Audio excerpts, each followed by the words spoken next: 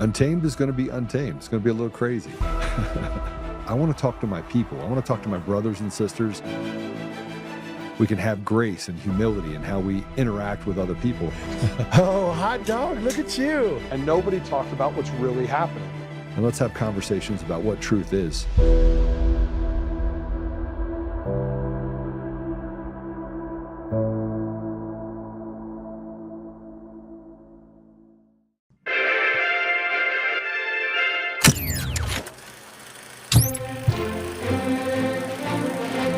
In recognizing a communist, physical appearance counts for nothing.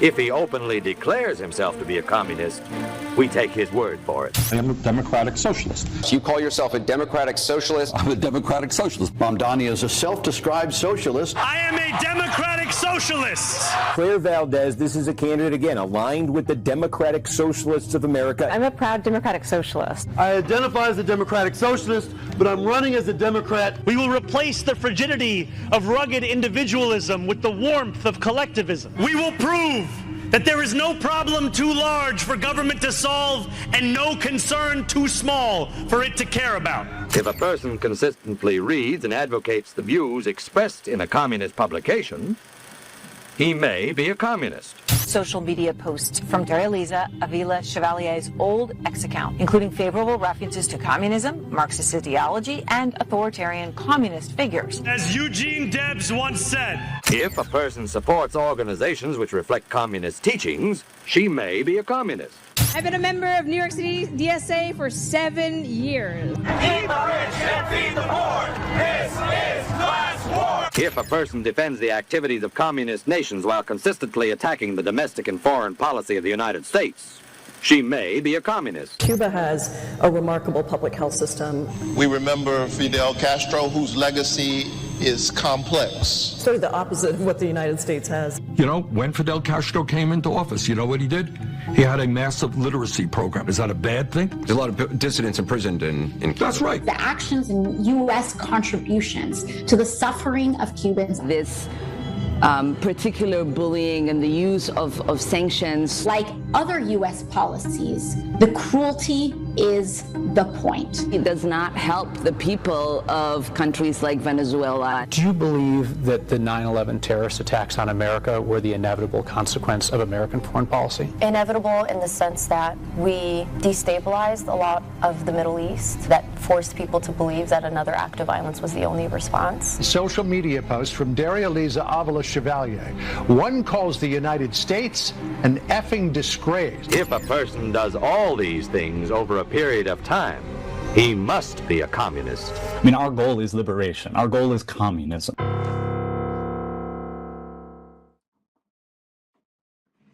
So welcome. The goal is communism because that's what we're living in right now. We're not living in a world where, and it's good.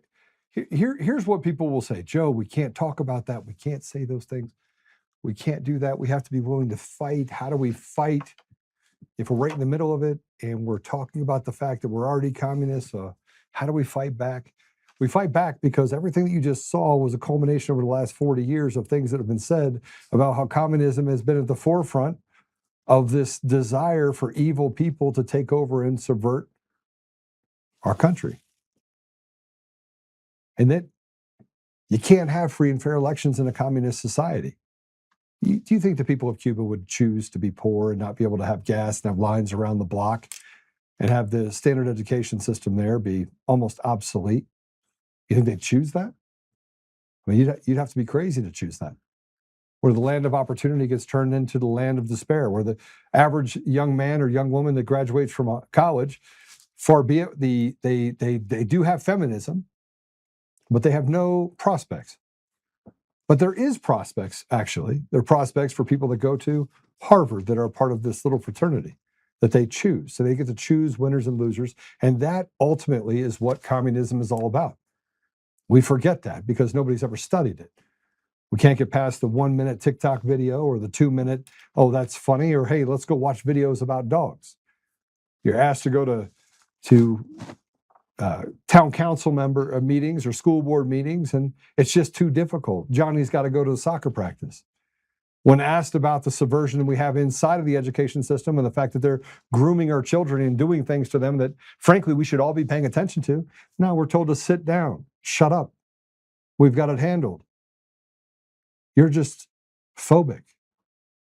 You're just afraid of gay people. And you're actually not afraid of anything. You're afraid of the grooming of your children that'll take them in a direction that they'll never recover from. And how they tell you that they're going to recover from it, and how they tell you that it's that they could justify their actions, is by telling you that if you do not let them do this, that there's a 40% possibility that they will kill themselves. So they use fear of the unknown, a boogeyman in a closet that doesn't exist, in order to tell you that you should be afraid of not reaffirming your child as turning into some sort of pink unicorn or cat, or God forbid, cutting off their body parts and saying that they have transitioned from male to female, leaving science at the door, leaving biology at the door, and then being told you're a phobe, you're a transphobe, because you don't want to do this to your child.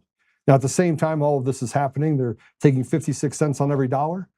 And at the same time they're taking 56 cents on every dollar, let's watch out for some of the other things that they're putting in front of you. Property tax that makes it so that you rent your house from the government. You don't own anything. If you don't put a plate on your car, they'll come take your car from you. You can't drive it on the roadway. And although taxes should allow for public conveniences, we are now finding out that a vast majority of the taxes that we pay go towards nothing but entitlements to people that never deserve to take the things that they took. And as we sit here and we just fathom the idea that you live in a slave culture, or more defined, a communist culture, and that the people that are pushing towards that are actually not very smart people, but they're told that they're smart. But they don't want to work very hard. They want to be liberated from the idea that they have to work and be accountable to making sure that they raise kids in a system that can contribute in the next generation, spitting on those that for many generations leaked their blood in order to preserve the freedom that we have, or partially enjoy today, that was solidified over 250 years ago. Now, everything that we do right now is predicated on a trust me, bro. A government that says you're a risk or you're a problem if you stand up and tell the truth. See, it's not just the left that doesn't like me, it's the right that doesn't like me either. And while I despise those people that put things in a basket and say the totality of everything has to adhere to that, or black people are bad because of P. Diddy, or that Indian people are bad because they spend a lot of time creating Indian scams and coming over here telling you to go buy Best Buy gift cards. But it's not true. And it's not true that you have bad people and all of Israel is bad, or the Palestinians are all terrorists. What is true is when we look at something and say, that's genocide, we should accept the fact that it fits the definition of genocide and not justify the killings of millions of people, even if it comes from our own government. It becomes very difficult for me because as a businessman who's very successful and has done very great things in his life, I've done stuff that I should never have had a seat at many of the tables that I'm at. I don't have a teleprompter. I don't sit on this show and try to figure out what I'm going to say next. Matter of fact, I go from one business deal to a lunch to congratulate my friend's daughter on graduating from high school, to doing a stand-up live deal about Burisma and Hunter Biden and the fact that they want to criticize President Trump, to walking in here and talking to you about communism. I want to show you something. This is what's happening now in our country. Communism is already here. I put this up and it said, this is what you call a fixed election.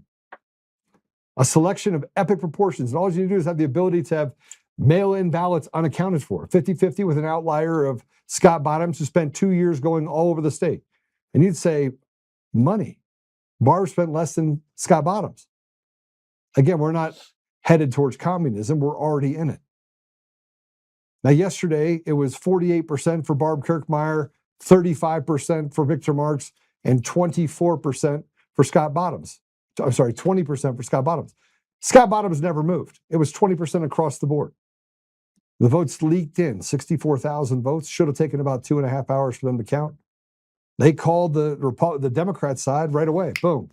And if you look at the numbers, they changed by 5 points within the first few minutes, given that same sort of analogy of the rule of large numbers, Barb Kirkmeyer should have run the roost of this at about 45%. Scott Bottoms spent 2 years walking door to door. The enthusiasm for Scott Bottoms was off the chart. He took the Republican, he had the top line. He took the Republican assembly and he got 20%. But he wasn't that good of a candidate, Joe. Well, I would say, okay, Barb Kirkmeyer did nothing. In the last 2 weeks, there was no enthusiasm for her at all. And yet, if you look community by community, county by county, she won a majority of every single one of them. And then there's the Victor Marx, a guy that came in that, frankly, if you would have said that many bad things about people, it's obvious that they wanted him to be the pick. And now you're neck and neck. You're neck and neck. You're neck and neck in this deal and saying to yourself, oh, you know what? I think I figured it out. People vote the same way every time, 50-50. 50% for Kirkmeyer, 50% for Scott Bottoms. And let's peel off just enough of the database in order to give Scott Bottoms a good showing. 20%. It's just not true. And by the way, one of the lowest turnouts. Only 30% or so of the people that could actually vote in the election did. And while those numbers on a off year and on a primary are typically lower, imagine that. Imagine that Democrats in the state outnumber Republicans. Now, a lot of this has to do with the fact that Republicans are tired of the milquetoast. They're tired of what the Republican Party has come to and has been in the state of Colorado, and they did that on purpose. They needed to make sure it couldn't fight back. And so when you have guys like me who run for state chair, they can't have me win. They can't have me win. But when you have mail-in ballots in a system that's designed to have no checks and balances except for ones that are largely made up, kabuki theater, easily manipulatable and right in front of your eyes, as if you were playing a 3-card Monte on the streets of New York City. And now all you see all over the thing is, I wonder if they're going to flip it, because I said it. They're going to flip this to Victor Marx, make it easy for the Democrats to beat, put a guy in there that frankly is diabolically flawed, that more questions than answers. He's an easy target. Not because Democrats will come out in droves to vote for Phil Weasel Weiser, a guy that is as corrupt as the day is long. And by the way, Democrats aren't stupid either. Democrats largely did not vote for Phil Weiser. The elections are probably rigged on the Democrat side. Why? Because they have to reward the people that have destroyed Colorado over the last 8 years. They have so much confidence in what has happened to Colorado that they voted overwhelmingly to take the guy that was AG, who's embroiled in some of the largest corruption cases in the state's history. They put him above Bennett, who has largely been unscathed, kind of a milquetoast Democrat. And then Diane DeGette, she's been in Congress for over 30 years. Over 30 years. She's one of the most senior people in the House. Got beat by a barista socialist. I'm not kidding. A barista that's a socialist. Spent very little money in the marketplace and it switched over to her because it's not the appetite of America to go that way. It is the appearance of the appetite, which is why President Trump has not been given access to the voter rolls. And it's why, in large part, we've ignored what Liberty Vote has done to our country, which is subverted. It is treason. And in the words of someone that works in the administration for President Trump, I don't see a way out in the next 5 years without a civil war. Why? Because we can't trust ourselves. We can't trust our side, let alone the other side that is constantly stealing from us what is never theirs to take. We've got a lot going on today. We got a lot going on. I don't know if we. I want to put this up here if we can. This is the Milat Kiros. Diane DeGette, 30 years in Colorado. Unseated DeGette. Go ahead and play it. I think it's the most Democrat district in Colorado. It's almost the the district's almost almost entirely the city of Denver, a little bit outside the city, but not much.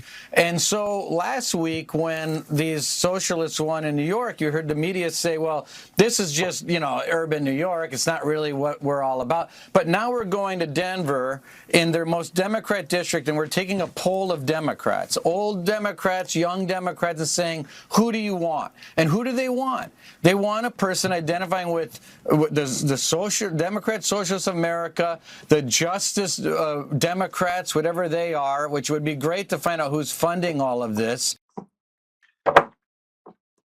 It's just not true. Stolen elections have consequences. The country in 6 years did not lose its mind and decide, I want it to live in unsafe environments. Democrats are not stupid people.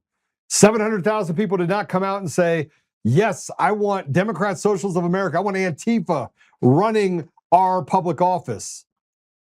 And I don't think we're going to get away with it. I don't think we're going to get to a place where it does not come to forcibly removing the election systems that are corrupt and fraudulent across the country. And I keep saying it. And everyone keeps saying it. And yet we went through the same kabuki theater, mail-in ballots, systems that have no sorts of checks and balances system, the idea that a 50-50 PID outcome between Kirkmeyer and Marx with Bottoms getting another 20%, just so happens 50-50 and 20%. So perfect. Kind of like Spamberger, 50-50. Everything's 50-50.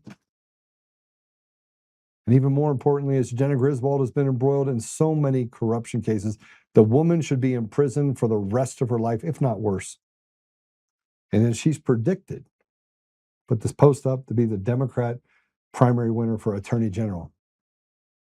Her own staff, the people in her inner circle, say she's the most diabolical person they've ever worked with. She's toxic. Oh no, but they picked her. See, you have a cabal, you have a cartel, you have to continue that cartel, and this is just another continuation of that. And you'd say, well, no. They got up and they put the ballots in. Just because you put the ballots in, and you could say hand count, paper ballot, in person, that would have made a big difference.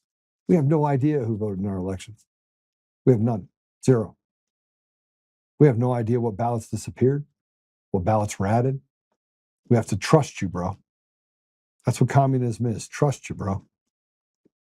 And here's a post by Phil Weiser beating Michael Bennett. The cartel.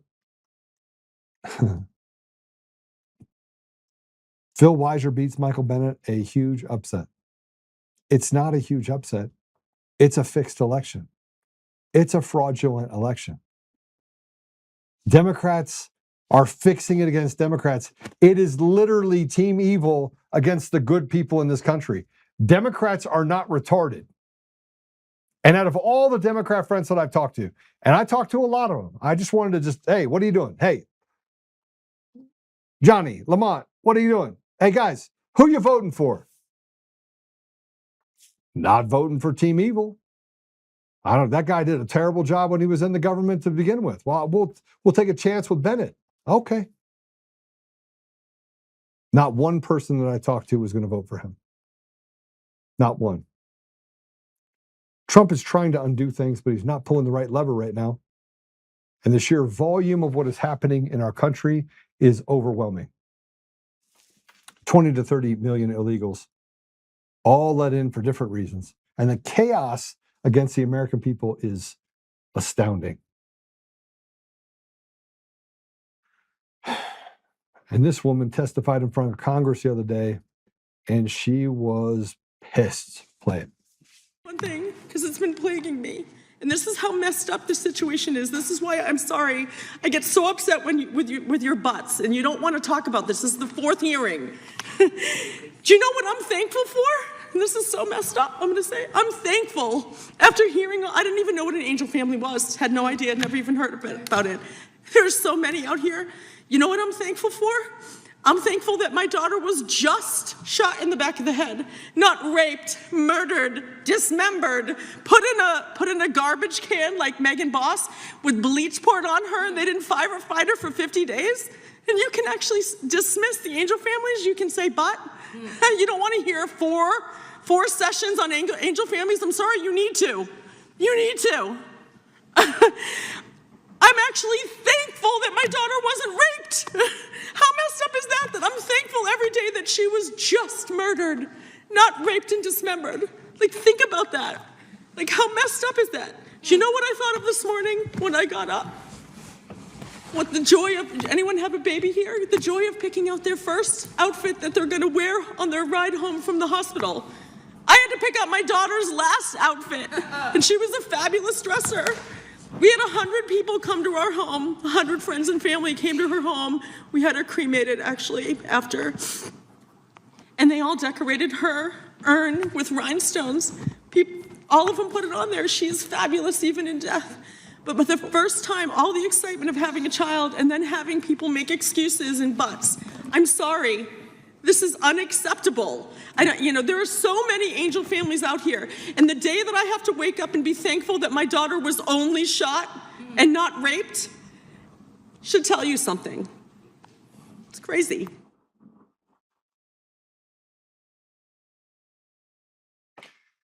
They don't want to sit through it because the American people are an inconvenience. One side of those American people are diabolical. They want to bring in, usher in communism, all while telling us that they're here to help. The thing that has killed more Americans, killed more people around the world than any other ideology. But they prey on the weak and the stupid, the diabolical, the demonic. They go into the education system and they sell them on this grand idea. But the grand idea was never meant to be real. It was meant to seek and destroy and wreck education and push people into a place of no opportunity and to attack those people that have worked their entire lives, billionaires, take from them what was never theirs to take. And as we sit here and walk through this process, we are betrayed by the very people that say they're here to protect us. And here's an illegal alien based on the birthright citizenship that is saying the quiet part out loud. Play it. You came to the United States to work, and I came to vacation. Look at the difference. She is the one that maintains me. That is why I don't work, because the government gives her what belongs to her, to my daughter, for being an American citizen. Capiche? I have no need to work because, well, guys like few of you, this little princess, for being American, already receives a lot of money. Capiche? The trick is to have children in the United States. Here is the gold mine. The gold mine. Americans can't have children. They can't afford to. Americans are told to abort your babies. Genocide an entire generation. Black Americans are treated worse than I think anyone. They get needled and prod and stripped of anything other than go be LeBron James, and if you don't make that, sell drugs, we could throw you in prison. Maybe you can make some license plates for us. But that was in a world where they actually had something where you could do something in prison. Now they're just wanting you to idle time and put yourself in an environment where when you get out, there's no motivation. They've stripped you of that as well. But they give illegals everything that's not theirs. They treat the American people as if they're slaves in their own land. They step over and spit on veterans that have defended this country. And they put us in a place where now the Supreme Court says that illegals, people from other countries, have more rights than we do as Americans. You must support them, slave.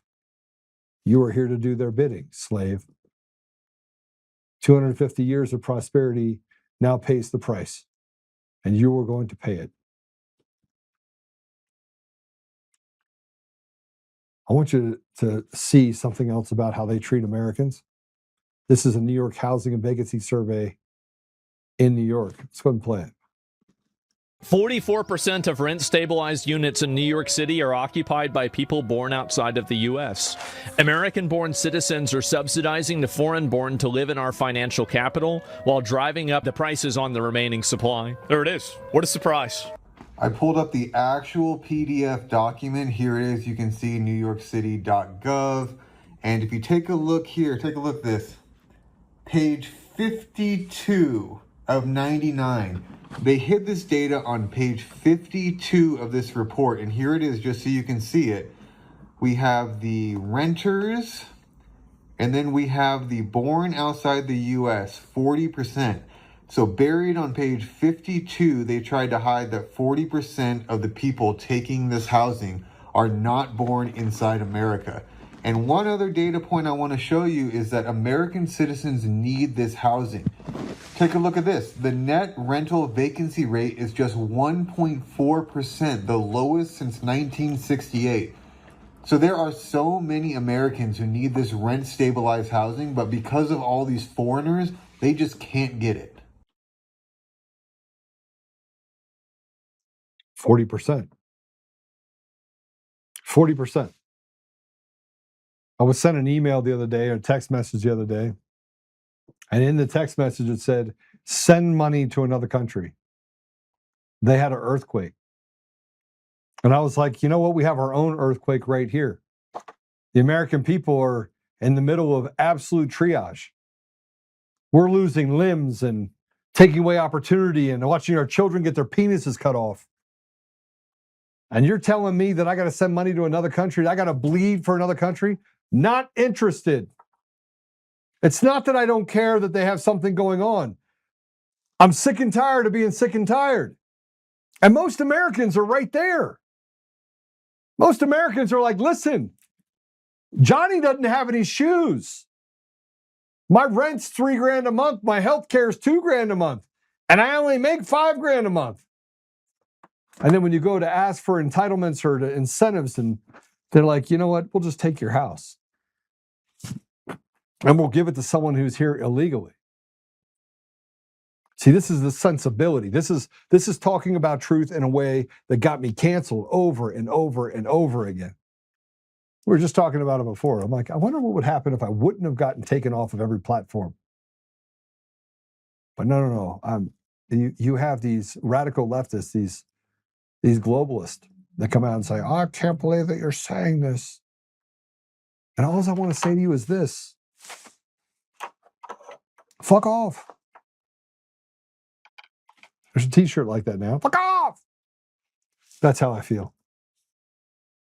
And here's what's happening in Florida. So it's supposed to be super red, right? Super red. There's no part of the country that's not being overtaken by fraud. None. Not a state out there. Don't tell me that one governor's doing a better job than another. It's not true. They're just better at hiding it. Because the leadership in our country is designed to betray the very people they say they represent. It's destroy everything that is yours. President Trump can see it now from the inside out. And we're slowly not losing our rights. We're slowly realizing that we never had any rights. It's been decades.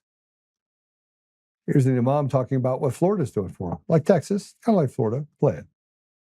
We are buying these churches. We bought 3 churches so far, converted them to masjids, and now we have one we are buying with a school to make it, because we have to serve the same people. The people who were part of that community, one day they will be Muslims. So we'll make it into a masjid and an Islamic school for our children and their children, inshallah. 100 years ago, they invaded the Muslim world and they built missionary schools and destroyed Islamic schools and masjids. Today, we bring the favor back, turn their churches into masjids and their schools into Islamic schools. Bring the light of Islam to here. We're able to buy ready to go institutions that have been there for a long time, but they emptied out. And now it is time to be filled with Muslims, with reverts, converts. This is an election year. But we're not going to be happy with either candidate. we have to be happy when Islam becomes the best candidate for us. I ask Allah subhanahu wa ta'ala to give Islam the victory in this country. There you go. 3 churches to mosques. And let's take a sneak peek of what we face now with some of the dumbest human beings known to man, the lowest IQ people in the world, I believe. I don't actually think that, I think Cro-Magnon man has nothing on these people, and that is the people of Somalia. I mean, you could throw a brick through a window, you'd have a better chance of actually talking back to you. Play it.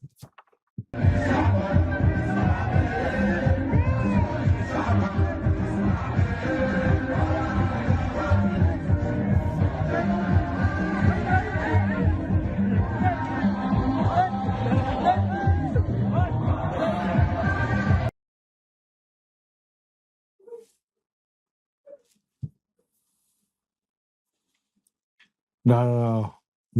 I'm perfectly.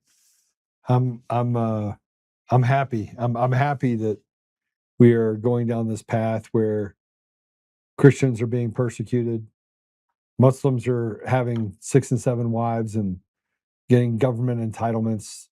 Layering centers are being set up everywhere for retarded people from one country in particular. No, I'm perfectly happy with it. And not to say that every Somali is stupid. I have a friend that's Somali. I think he's actually partially Somali and partially Kenyan. The Kenyan part of him is really smart. Should I say that out loud? I said it out loud. I said what I said. Man. We have a guest that's going to be on the show with me. He's been on the show several times with me. His name is James McAndrew. Lives in Colorado. He sees all the things we're going through. Strong supporter of Tina Peters and has been involved with some of the stuff going on in the state party for sure.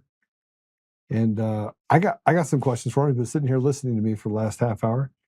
And now we're going to get to working the problem to work the problem. James, welcome to the show. Thank you for having me. So what do you think? I saw your head nod in disappointment. You're shaking your head. No. Oh, with the Somali video? Well, I mean, I can't comment on any of that. Can't? But good video. A lot of fun to watch that. So we're breaking everything down? I mean, look, at the end of the day, I have been blasted for the last 6 years for standing up and saying the quiet part out loud, right? I mean, is what I'm saying. I mean, do you want to be the arbiter of my reality and tell me how wrong I am? I mean, I know that weak people have said I'm wrong, but where am I wrong? So, correct the errors of my ways. Well, unfortunately, I can't because a lot of those conclusions are correct. What's one that aren't? You said a lot of those, so there has to be something that isn't. What's not? What isn't what? What isn't correct? Somalis have a higher IQ than I said. Than a brick. I guess that would be untrue. True. You can have all of those. No, I thought you were talking about the Islamic piece. Yeah. Prior to that. If you don't notice the ops, I mean, it's not just, they'll isolate all kinds of stuff. They're not going to talk. You played a video earlier with, what I would presume to be a, South American individual with a baby talking about all that stuff, being really obvious about it. I think those videos are interesting because meanwhile you have the same people running the elections that are ushering all these different groups in parceling out the United States and just kind of keeping everybody's head on a swivel because it's coming from all directions. And that's not to say one group wants to win, I will tell you that. So, and all the people that are helping them along the way, I mean, make no mistake, you'll be the first ones gone. So have at it if you want to deal with that. But the biggest piece what's going to happen here with the elections? There are no elections. I don't know. You tell me. What? I feel like the elections are one big game. I mean, and the more I speak about them, the worse it seems to get. And everybody's like, "You're a sore loser, Joe." Maybe that's it. Am I a sore loser? In your face, like it's they're not even. It's like two dogs pissing in the yard now. They used to at least hide it. Now we need the hose. I don't understand why any of this thing, the primary, even matters at the end of the day. Do you understand the law of large numbers? Yeah. The concept behind that? I mean, generally speaking, probably not as well as you. So let me just break it down for you. People are not 50-50 people. No.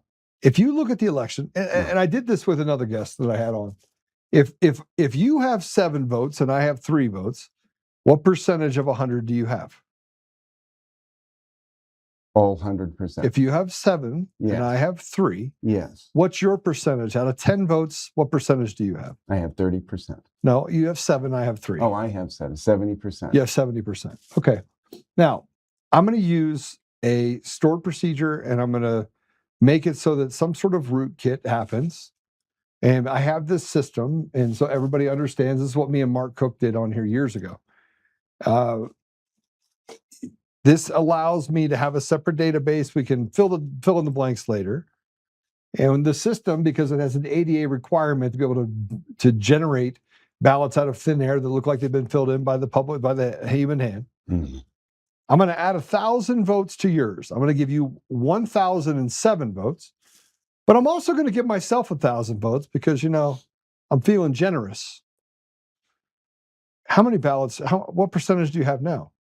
I'm going to tell you, what you have is bullshit. And at the end of the day, it doesn't really make a difference. Like, everybody can see that in the graphs. That's my point, brother. So it's walking everybody through the weeds of that is fine in a lot of ways, but this has to come top down.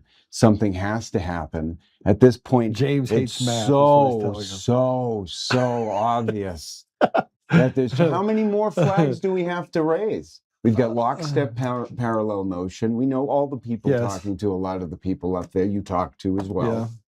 How many more flags do you raise before we're staring down the people that know that we know and they know, and it's just two groups of people staring at each other and we're just watching them do it again?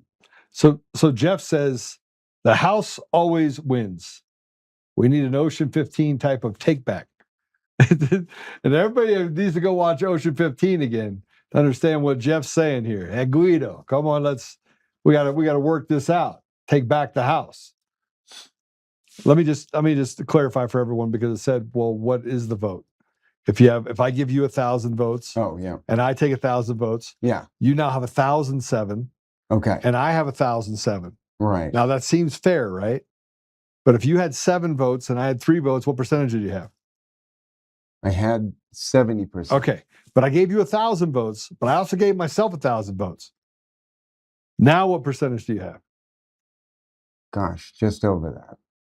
Just over 50.03%. And I have 49.97%.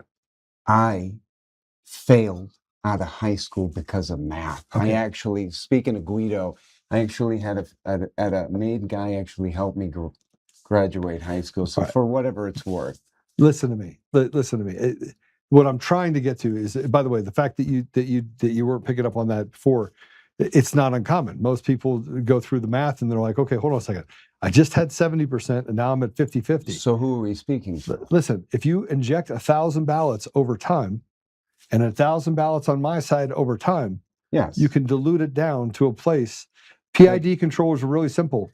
Your thermostat uses PID controllers. Believable. It's plausible. It seems believable until you look at it. Until you look at it using mathematics, and then it's not just improbable; it's impossible. And the same thing just happened in this vote with Barb Kirkmeyer. Barb Kirkmeyer didn't try. She didn't have to. She didn't have to do anything. She had a debate that she went to with Scott Bottoms and Victor Marx, and she did pretty well. She did pretty well at that debate, and as she presents herself as the safe. Okay, but hold on a second. The same people that were watching Barb do really well in that deal.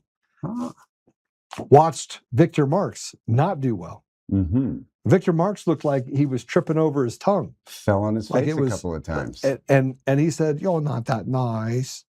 And it was almost embarrassingly laughable. A train wreck.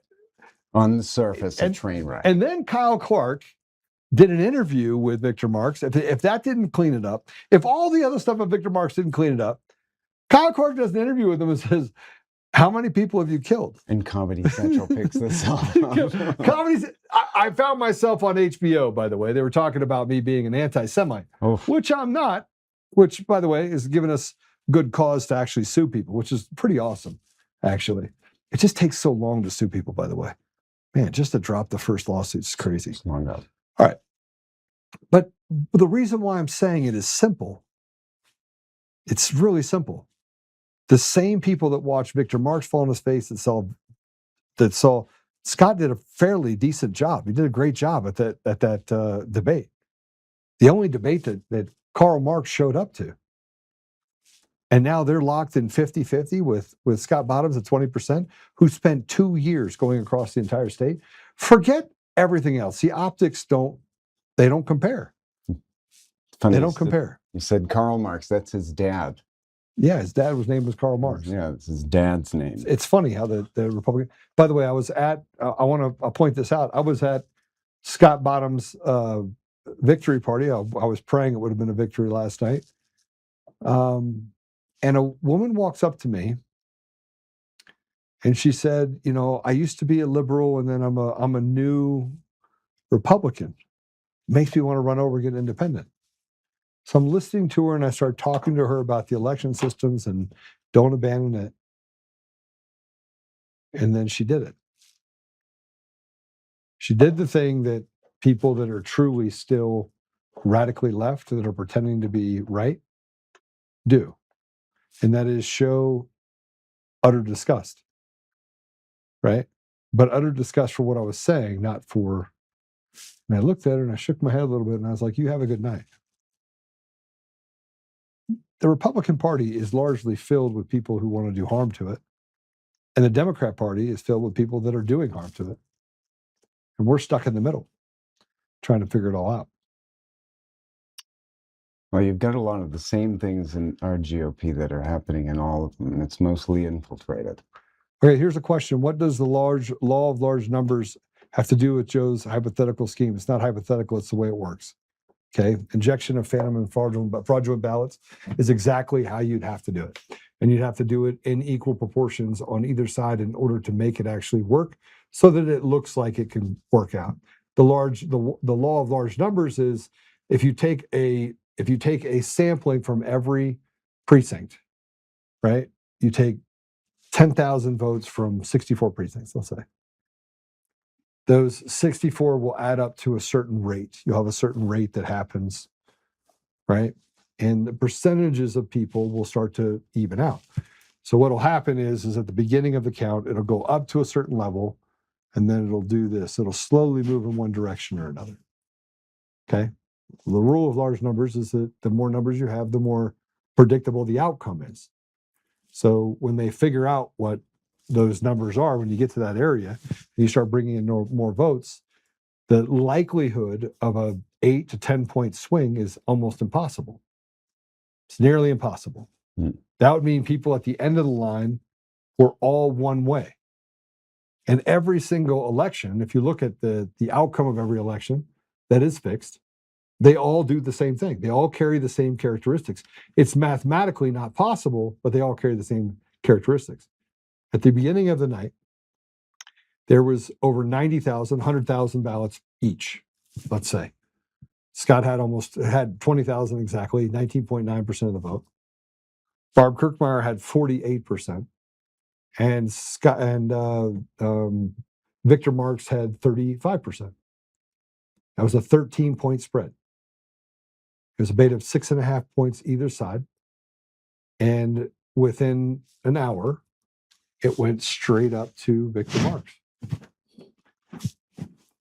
You had a pretty good sample size. You had nearly half of the votes that were counted, and all of a sudden, Victor Marx is now within 0.2%. How's that check for you? Perfectly believable. Mostly because, although I'm looking at it from a different spot. I mean, you have you were going on it before.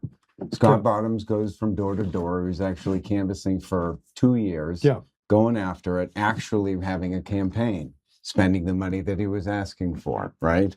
Victor Marx has some money that just shows up, boop, and he's shiny and polishy, and all of a sudden this cowboy comes into Colorado to save the day on the heels of an assassination of an American. And then you have Barb Kirkemeyer that no one knew, that's already in the Senate now, has lunch with all the same people anyway, so she probably guaranteed a job somehow along the way. That makes sense to me, but it's very interesting that those two are at 50-50. And Scott is exactly. That's not even close to a shock. What's not a shock? That Scott is where he's at. So if you look at the counties, you have Barb and Victor went back and forth a few times, but it was mostly Barb. But the numbers are consistent in the middle of it. But what was most consistent was Scott in every single county, every single one. Yeah. So, you know, however it sounds, like that, none of that's shocking. They just make it up. They still tabulate it. Right. It's still going. It doesn't really matter what the variable is, whether it's mail-in or it's this, you know, they try to carve out a path to just, we'll just take one variable out. It doesn't make a difference. It goes through the same machine. And they go, this is what we're going to do. And as you're just dumbing it down for people, right? 50% and 52 people tied for that, and just a fucking clean number like that. Yeah. What about the Attorney General? The Attorney General is 60.2% for Michael Allen, and David Wilson is 39.8%. You know, so you have 60-40. So you have 50-50, 60-40, 70-30. You know, not like, okay, 67%, 63%, 64%, just 60-40. And you have people that didn't show up to be able to vote, that couldn't vote. But all of those people just anomalously just add up to an equal 50-50. And it's not, guys, listen to me, this is not just this election. It's every election. Every election is this way. Every election. They're not even getting clever anymore. It's not, I don't think you even have to be clever. No, at this point. Specifically not. So Mort asked the question, 90% of ballots are fake. Are 90% of ballots fake? No. 90+% of elections are fake. Synthetically produced. And look, Mort, I know this is hard I know as I'm sitting here saying those things, it's hard to fathom. Like, how in the world do you get to a place where you can say that 90% of elections are fraudulent? And it's a hard indicator, right? Well, but let's look at it. We don't have a system by which we can verify voters, right? You have a black box. You have mail-in votes, and you don't have any sort of control over bloated voter rolls. Why would you do that? Why would you not fix that part? Why wouldn't you fix any part? So, like, that's the next piece. Like, what's to be done? Why did Congressman Feely in 2002 go and ask a company to generate an election system that could withstand the scrutiny and flip votes inside the system? Why would he do that? It wasn't a part of his job. And why would he go to a Chinese company in order to get it done? And why in 2004 was there, this is on the heels, by the way, of the hanging Chad in 2000.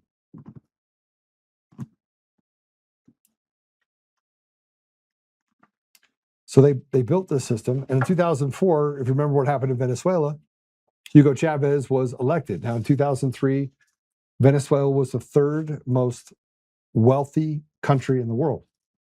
Doctors were making more money than they've ever made before.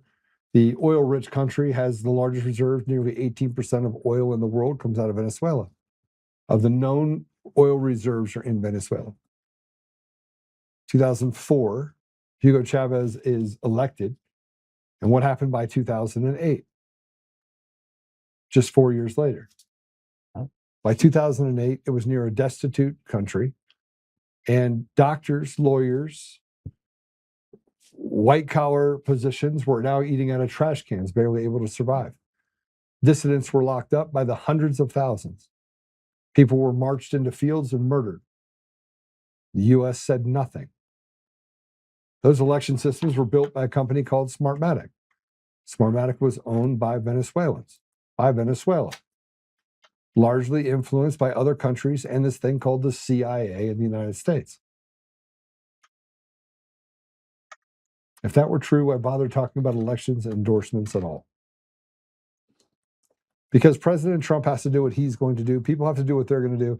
And we have to draft on the ability and the motives of other people that say that they're there to help. And when they're not, we have to readjust.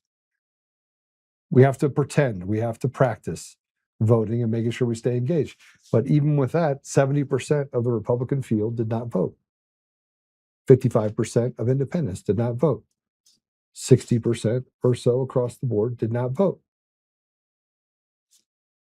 That should tell you everything you need to know. But if you check Smartmatic and then you connect it to Sequoia voting systems, what happened with Sequoia? 17 states and the District of Columbia. They were forced sale in 2010.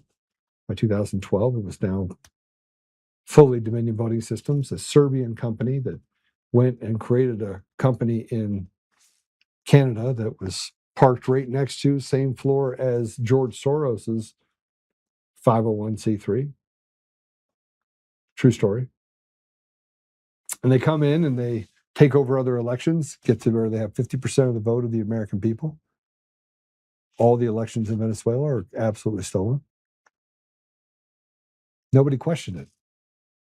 We didn't even think about it. It wasn't even a thing to think that somebody would steal an election here.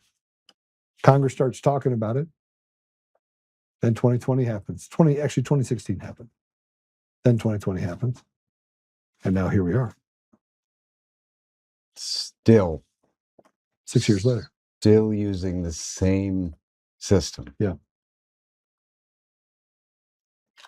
So. You hope, by the way, Maude, that it's too big to rig. You hope.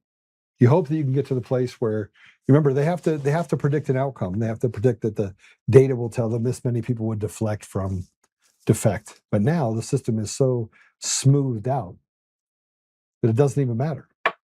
It does not matter what the outcome is. If it gets too close on one side, they just stop counting. Add to it, push more out. Yeah. And what groups are they helping to get into office? Democrat Socialists of America. They're Mamdani isn't just that. Listen, if we were talking about Bernie Madoff, you guys would have more confidence in what I'm saying. They're batting 100, guys. They've won every single race since President Trump was elected. 100% of them.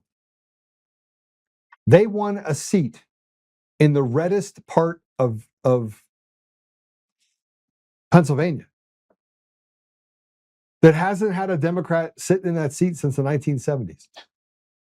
On the heels of President Trump winning, all of a sudden the appetite changes and it goes to a Democrat.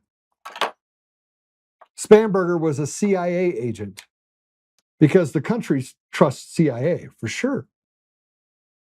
And Spencer Pratt was probably the most obvious that we have.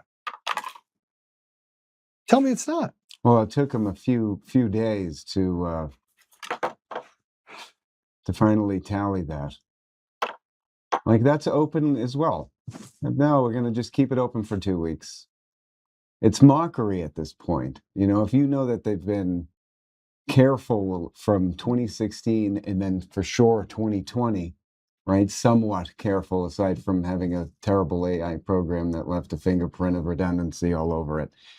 But now they're just making it up. Here you go.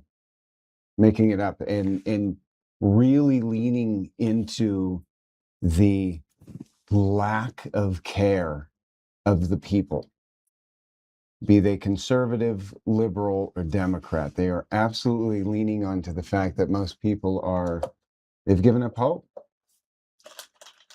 They've given up hope. Okay, so can I point something and they out? don't even try. Jeff said something. They were reduced to eating zoo animals. This is true. And burning their money for fire. For burning their money for fire. And Badass says, would it help to petition rally out to get out the vote? Okay, this is how retarded the Republican Party is. When we were going through the debates with Craig Steiner and everyone else, they said what? We're just going to get out the vote. Didn't they say that? Yeah. You can't outvote the machines. No. You can't outvote the machines. See, in Arizona. How about if you rebrand, Joe? Can you outvote them? Look, Kerry in Arizona tried to outvote the machines. So they just broke the machines and made it so people couldn't vote. You know what I mean? As most of the Republican. You remember they did that? Oh yeah, took down whole areas, entire counties. Oh, you can't vote here, and it's oh. Then it went in front of a judge, and the judge says, "I know that you were disenfranchised. People were disenfranchised, but there's nothing we can do about it." So even when you have cause to do something about it, the judge sides with Team Evil because he's a part of Team Evil. Team Evil put him in that position. And I knew 2 days before, go back and check the video. I was like, he's already going to rule against him. He's not even paying attention. I looked at the judge, kind of like I looked at the woman that was at Scott Bottom's deal. And I'm like, you're a communist. You're actually a person that is here saying you're on this team, but you're really not. I just saw what you didn't want me to see. We are in a really bad place right now. We're in a really bad place. So in 2024, Trump won by just shy of 2 million votes over Kamala. So 75 million of his ballots were fake? No, we don't know. See, that's the whole thing about not knowing about black box systems.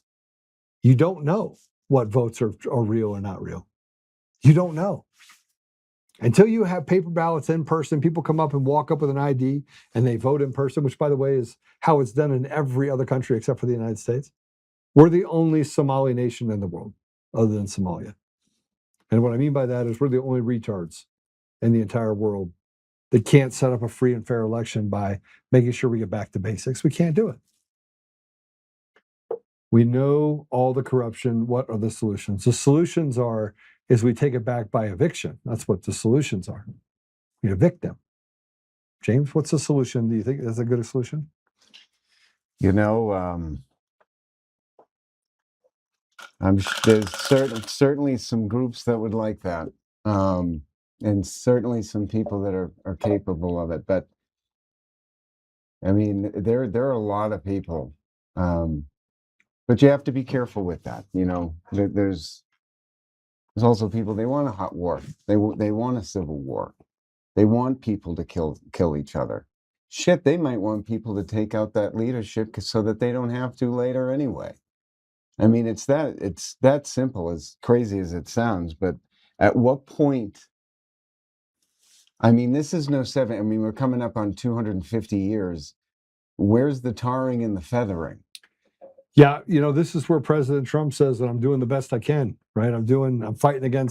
He's fighting against Congress that wants to be political. He's fighting against the politics and the politicos that say nothing to see here. He's fighting against the people who say, I want justice. And he's watching stuff happen. He can see it. He can see it. That can't agree to have an identification card to vote. That's what it's all about. Everybody, it's about the fact that they just think people are disenfranchised if they have to reach into their wallet and hand a card that proves who they are.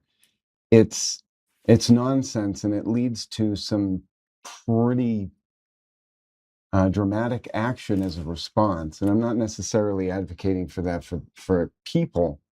But if something doesn't happen top down, we're done. What We're in a civil war. We're going to go to war. And the war, by the way, and I said it before, I think we have our targets. I think there are targets out there, and I think we know who they are. And it's not my neighbors. Birthright citizenship for, say, for an Islamic man who has 10 wives and 20 kids that are automatically American citizens, all right? And then Christians, what's their birthright?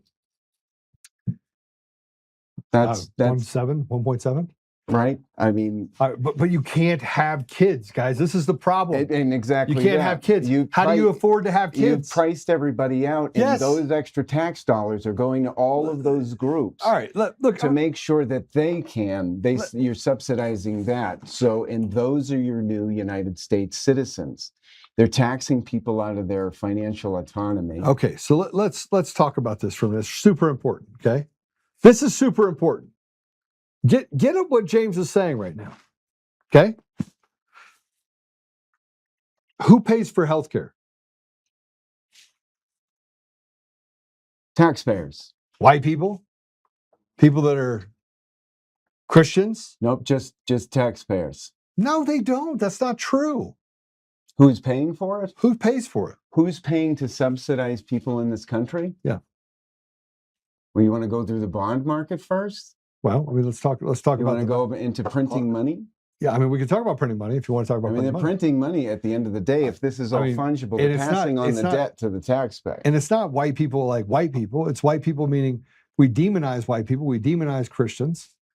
We let Muslims have 500 kids with 8 different wives. I mean, they're tired. Those women are tired. They have all these kids. They get all the entitlements. You have 10 kids, you get 10 entitlements. And here's the other thing. They get free healthcare, free childcare, free education.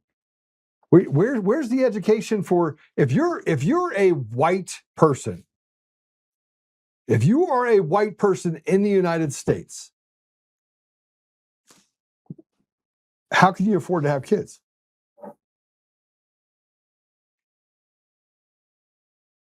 And don't think about it from my perspective, like top 3% of the population.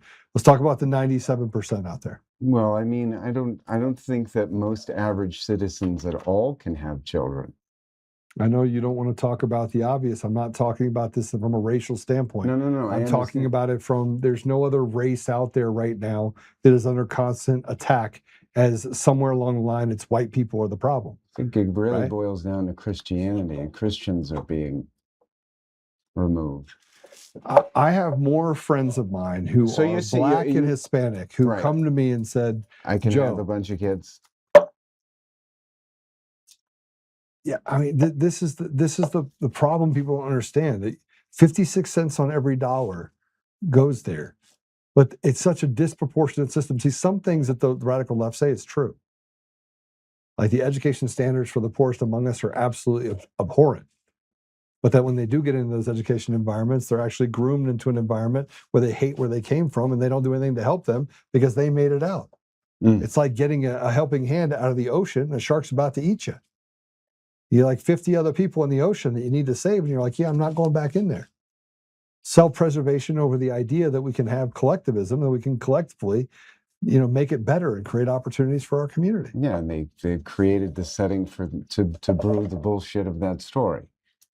They're the reason why everybody's in the situation that they are in the neighborhoods that they're in. Yeah. So the top white 1% pay. Yeah. I mean, and it's not just white, but if you're even at the top, you don't pay any taxes. You find a way to get out of them, right? So, and I'm not, again, it's not about race. It is about religion because Christians do not afford the same thing. And people are running away from Christianity every day because the pastors are feckless cowards who keep telling everyone that, hey, just stay in here, give us your money. And they've become weak and pathetic too. They don't fight for anything. They selectively use the Bible in order to stand things up. And you have this takeover of faith and people that are fake. I mean, how many pastors every day? How many men of faith every day are caught with porn filling their computers? Constant. It's every day. And who are the people kicked out of the churches? And these, by the way, are the same people that, I mean, I had a guy on my socials earlier today. He's like, oh, Scott Bottoms is not as good, godly a man as he is. And he told me to F this and S my wiener.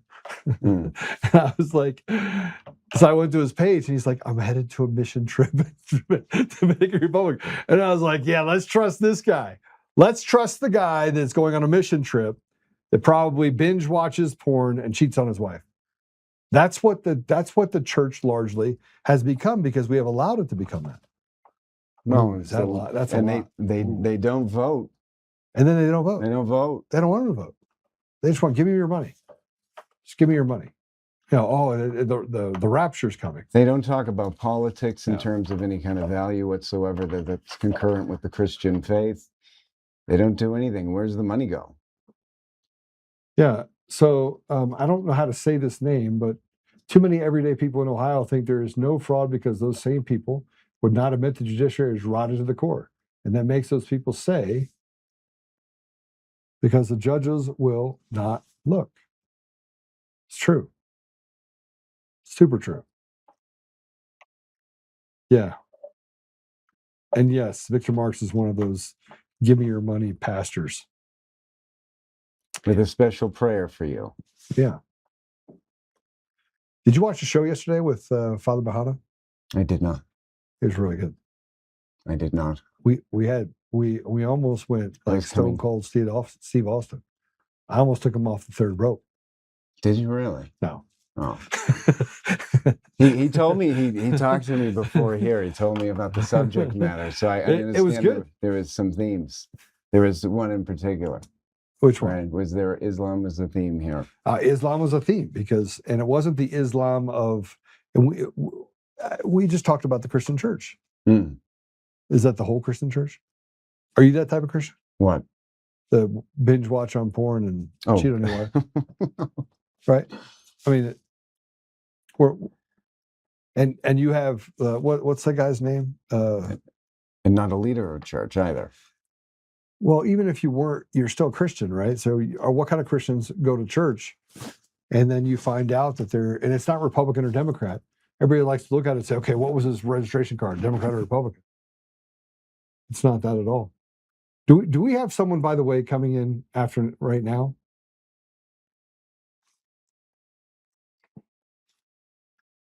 Okay. Okay.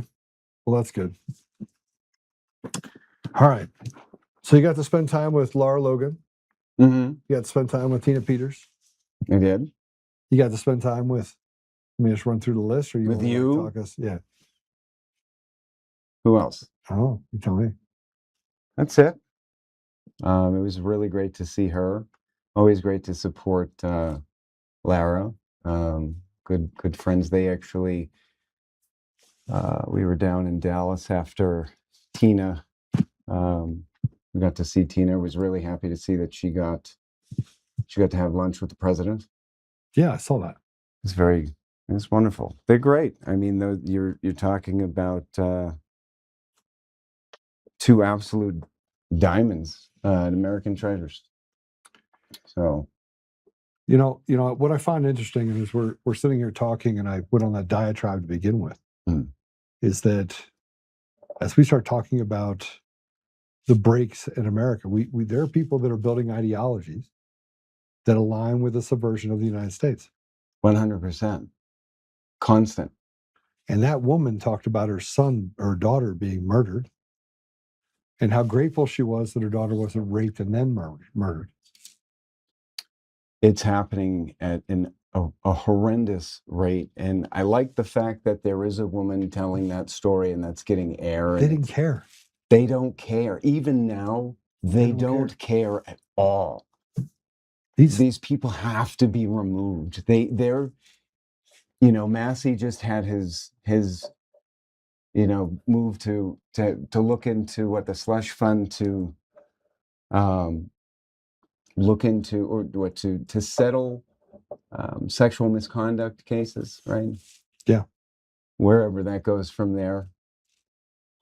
And that to say, they're doing all of that. Yeah, they are. they're a part of that. Yeah. They either know about it or they're involved directly or indirectly. They're implicated one way or another. We're looking at criminals running the country straight up. And there are some good forces up there actually trying to whack through the weeds. And it is tough. There are a lot of people that are just planted. It's not about them not wanting to get rid of their power. It's what happens if they don't have any. They're done. The goose is cooked. And well, I want to put this up if we can. This is an interesting little play. Let's see if I can. I'm going to send you guys a few things if we can, that we can maybe put up and talk about. Here you go. Boop.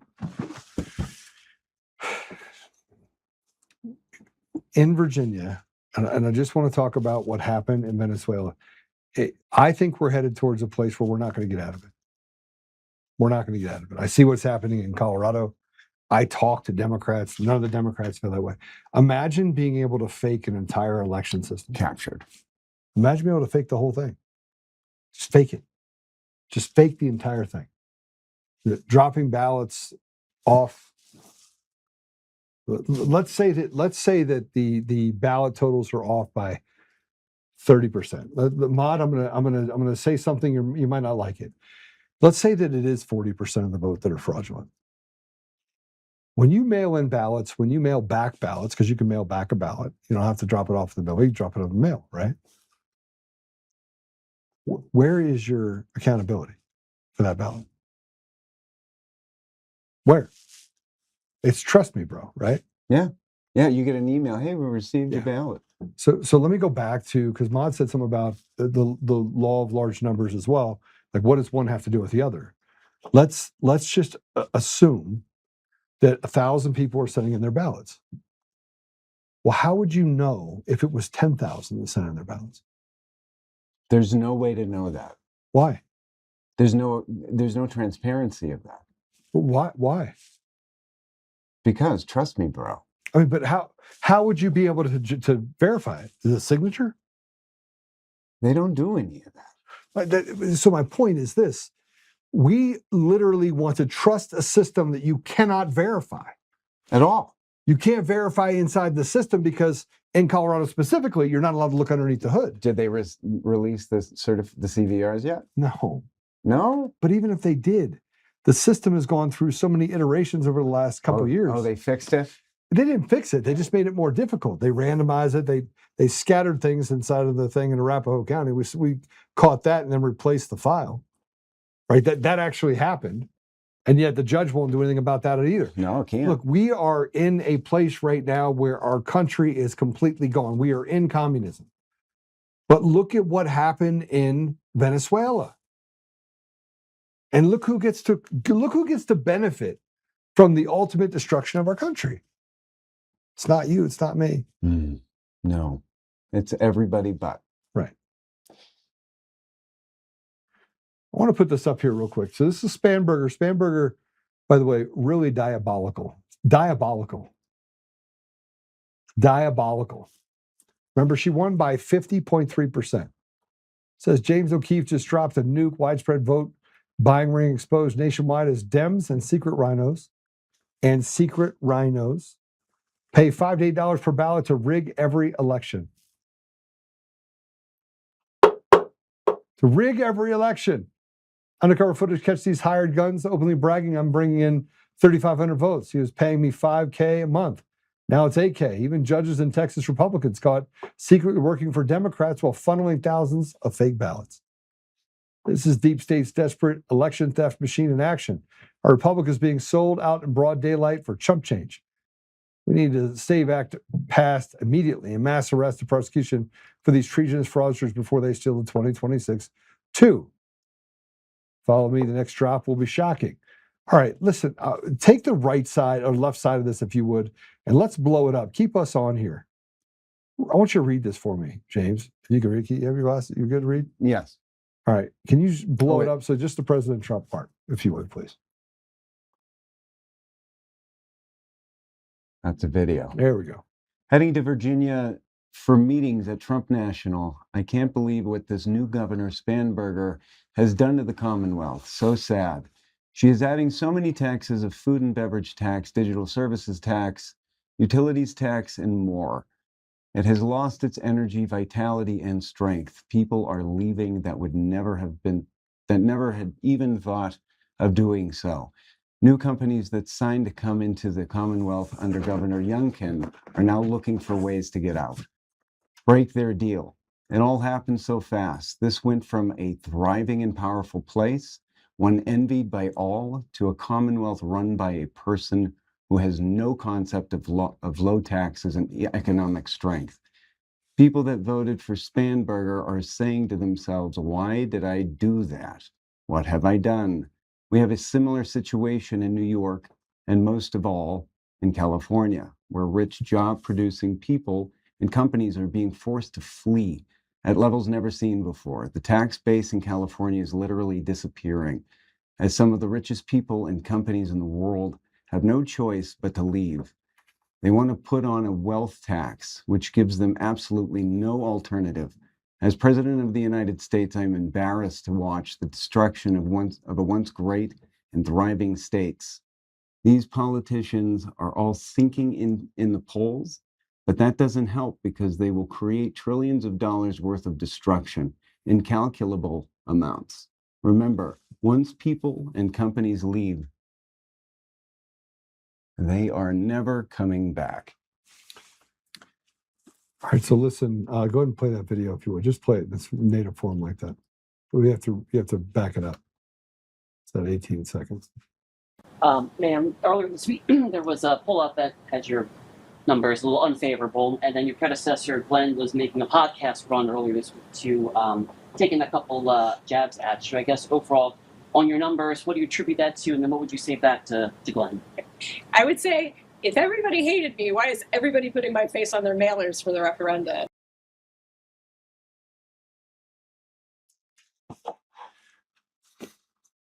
Do you know what she is? Well, she's a CIA agent. And nobody is putting her face on referendums. It's radical DSAs that are doing that. It's thick. And the question is really Nanny. I'm going to just call you Nanny. Nanny 1954. But where can the companies and people go? Guys, listen, this is the stranglehold. This is the thing where I'm going to say the quiet part out loud. Kyle Clark, pay attention. Dirtbag. They can't. They are backing the American people into a corner. They're backing all of you into a corner. Backing you into a corner. Absolutely. Backing you in a corner. Patriot Parabellum, it happened live, bud. And you were referring to Pulitzer connecting a voting machine to Wi-Fi. He did not do that. It's a lie. He never did that. That never happened. Patriot, what he did is he walked in and he said that he had, right then while he was inside of that meeting, hacked into a light switch or something to the effect that he didn't. It was a lie. It was later found to be false. The attorney that represented Javon Pulitzer in that deal later fired him as a client as a result of the fact that he couldn't verify or create any receipts for anything that he said that he had or was able to create. It didn't happen. Sorry. I'm just telling you the truth. It may not be convenient, but it is true. The reality of it is we have nowhere to go. Mamdani, President Trump gets in 2 years ago. So the same country that elected Donald Trump is the same country that has moved towards socialist regimes across the country? Not even close. Do you even understand what is happening here? And a larger majority of people in Colorado voted for President Trump than ever before. That voted that direction during the 2024 election. Trust me, bro, so accurate. Justice for Holt. Thanks for the $5. Appreciate it, brother. And here's another guy, Eric Holt, who's a fire chief. He gave up his work, was fired from his job for uncovering voter fraud. And the person that was responsible for covering up is the one running for attorney general on the Republican side, not the Democrat side. Our country's bought and paid for by leadership that is absolutely just terrible. Diabolical even. Pretty crazy. No nothings. No nothings. Absolute no nothings. They'll just do it. They'll do it for a Safeway gift card. I want to play something for you. Can I? No? Oh, please, please, please. Just for me. But yeah. I wanted parental guidance is recommended. Yes. I want to. There's a reason why.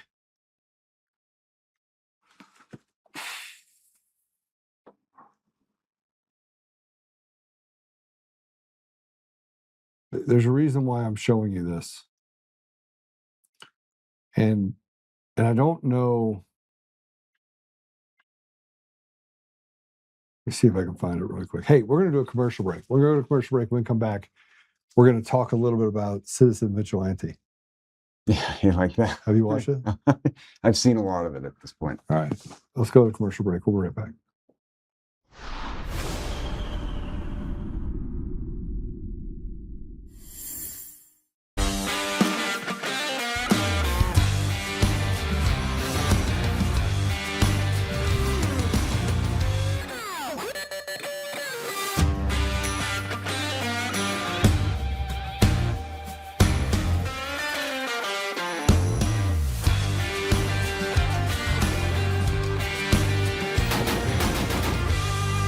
Come join the DCF family today, where we keep the range hot and the deals hotter.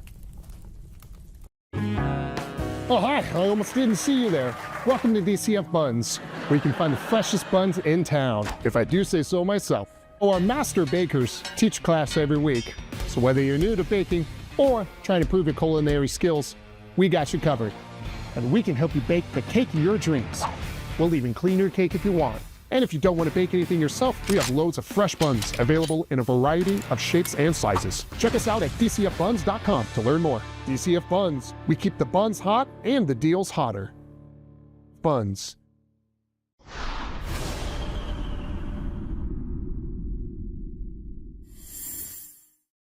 All right, I'm going to show you. I'm going to show you a few things.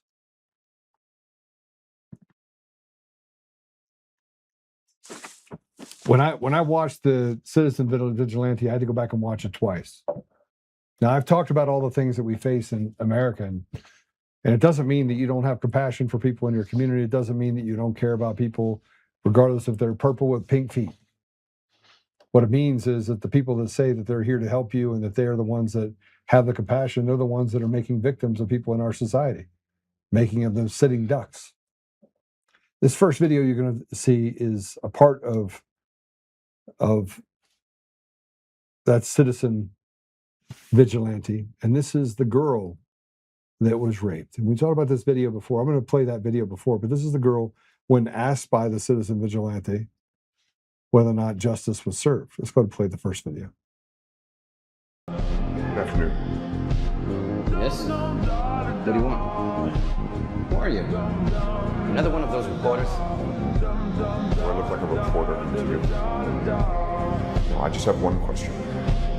Are you satisfied with the result that was reached in court? And was your daughter? Why do you ask this? How can you ask this? How do you know where we live? So you found no justice in court, right? I don't have to answer your questions. This is bullshit. Go away. No. There was no justice. Good afternoon.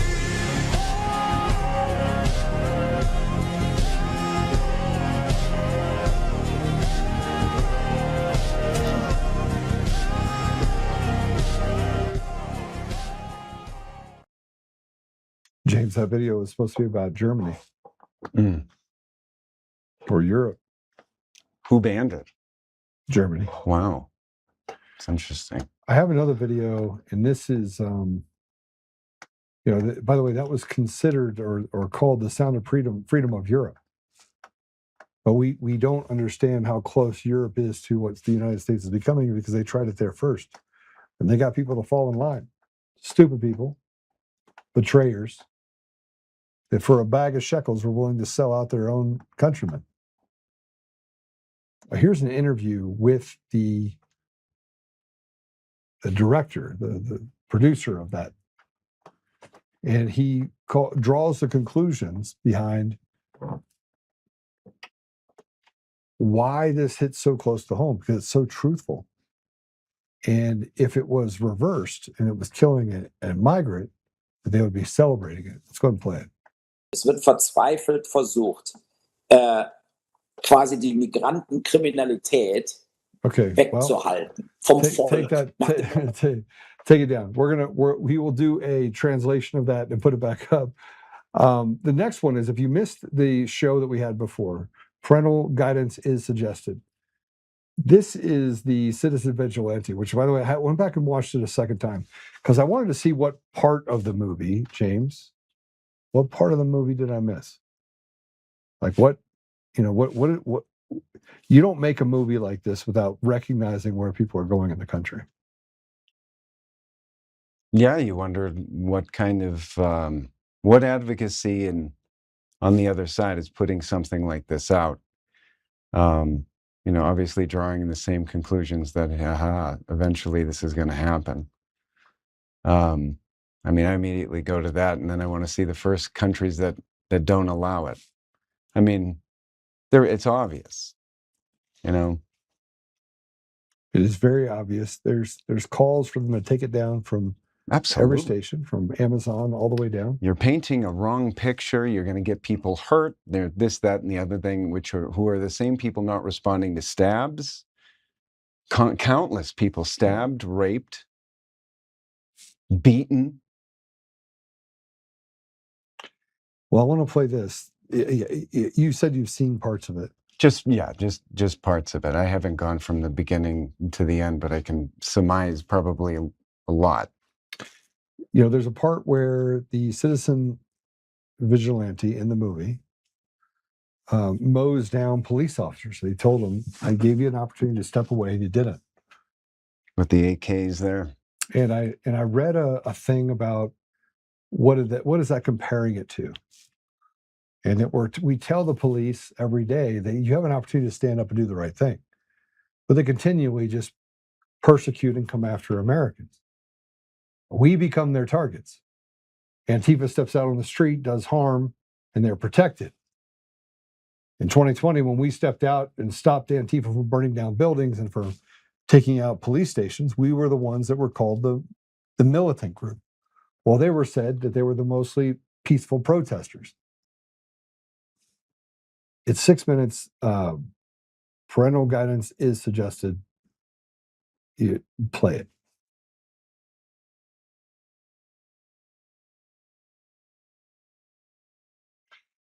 What the fuck? What's wrong?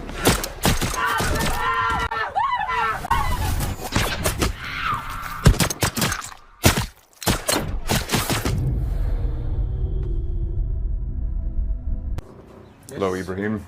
Blessings to you and your family. I was wondering if we could have a quick chat about your son. Are you a journalist? No, I'm just a citizen. Here to help. If you want something, you can go to our lawyer. We don't have nothing to say. Sorry. Maybe we have just a little chat. Back.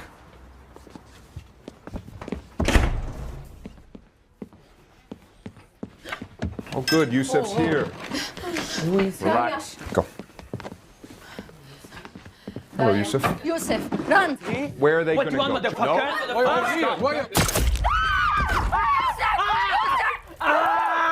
are you doing? Yusuf, Habibi! Go tend to your son. Tie something around his leg. I didn't hit an artery. He should be fine. You, get the cell phones off the table. All of them. Pick them up. Dad. Move Yusuf to the couch. Dad. Over to the couch. Cell phones down on the table. What do you want Face from down us? on the table. I want you to have a seat. And we're going to have a little chat. What are you doing? Have a seat. Have a seat. Sit. 3, 2, 1.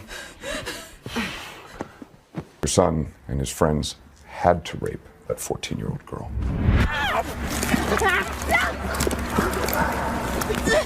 So traumatized from their childhood that they couldn't keep their dicks in their pants. He's young. He don't know nothing. Is that why you did it, Yusuf? I'm sorry. I'm sorry we did that. We thought she wanted... Thought that she wanted you to grab her and pull her into a bush in the quiet part of the park. But she wanted you to put your hand over her mouth while your 7 friends took turns raping her. She had to crawl out of those bushes on her hands and knees. And now she lives every single day afraid of what you and your friends might do since you were acquitted. It was very good work by your attorney, by the way, painting them as the victim. What was it? Traumatic integration? But we're all getting mental help now and support. We will be better in the future. I promise that. It's the right answer. The only problem is that on your social media, since the event, I have not seen any regret or empathy. In fact, I think you said that she deserved to be raped. What I mean is that they dress wrong and just make boys horny with their mini skirts. They show their legs and breasts. You wrote that she deserved it. I will delete it. Are these the values you're teaching your children? I teach him the values from Quran and these values from our family. Well, if these are your values, that women in America and Europe deserve to be raped because of a dress code, why did you come here? You know that we have several war in our country and we have a dangerous life. That's why we are here. And I think you know that. Do you know what I think? Why? I don't think it was the good ones that got out of your country. I think it was the bad ones. And I think you brought with you your archaic value system and your commitment to religion over democracy and over anything else, including the rule of law. Yusuf, you're going to pick up your phone. You're going to start calling your friends one by one and telling them to come over here right now that you have new information for them. No. Yes, you will. And what do you want to do with them? Oh, we're just going to have a little chat. Same as we're having right now. I will not call them. No? Interesting. 5, 4, 3, 2. Yusuf, call right now. Call! Thank you. Hey, Abdul, it's me. You need to come over here. Right now, we could get charged again, we have a problem. I'm here with my attorney, and bring your brother and call Idris. No, right now. Good job, Yusuf. I'll call the next one.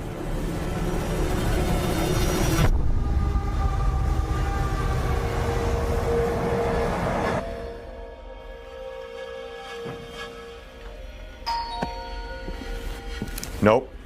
Sit. Sit. You. Go get the door. No funny business, or I shoot Mom. Go. Okay, okay.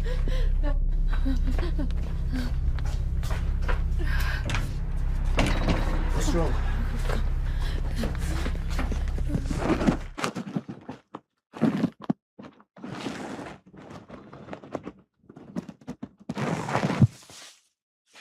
What do you think? I mean, how many times has anybody thought about doing anything like that? What does that awaken in people? Is it helpful? Is it moving people to be vigilantes? I mean, as far as the scene is concerned, it's self-explanatory. It's great that they've put something out.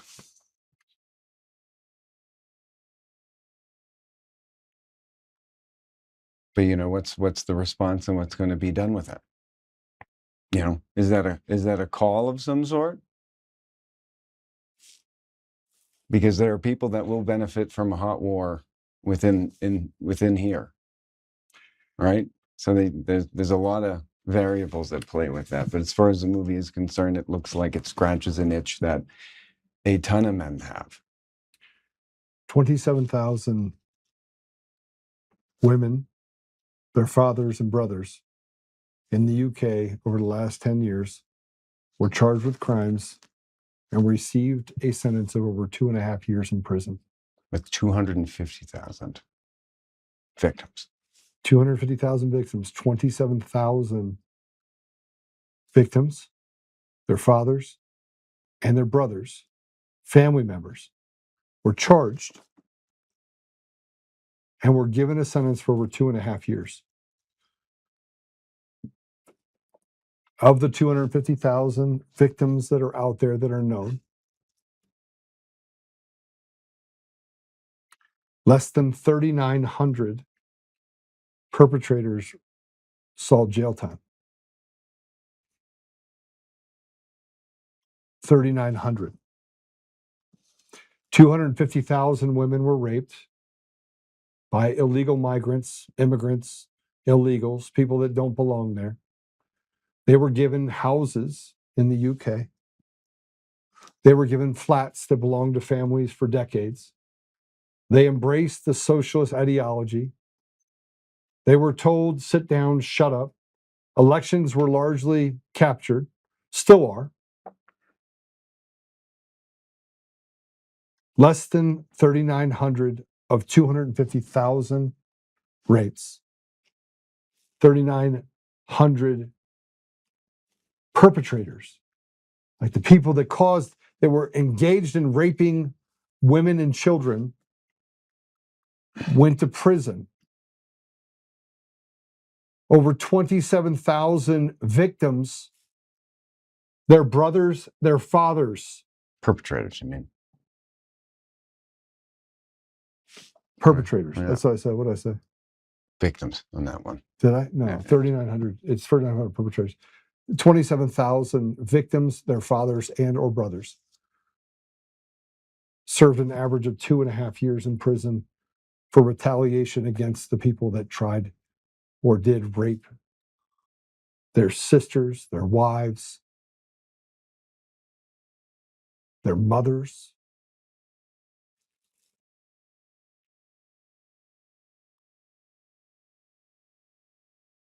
The fact that the people in our country that are called illegal and they're here illegally means that they're above the law.